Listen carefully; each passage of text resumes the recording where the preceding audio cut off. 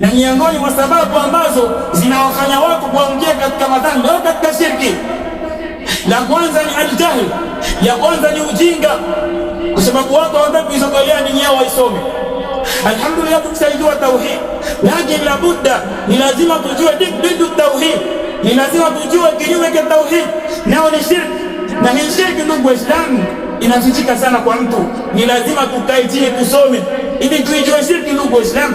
Kwa hiyo jambo la kwanza linatufanya tuangukie katika shirki ni aljahl, ni anna aljahla almaut, kwa sababu ya ujinga ni mauti, kabla almauti ahli, kabla ya ule mjinga kuwa mfu, kwa sababu mtu mjinga mara nyingi anaingia katika makosa. Kwa hiyo kikubwa, ndugu Waislamu, ni kuisogelea dini yetu hasatan kwa kuijua maarifatullah, tauhidullah azza wa jalla, na kaa mbali na dhidu tauhid ambao ni shirku billahi tabaraka wa taala.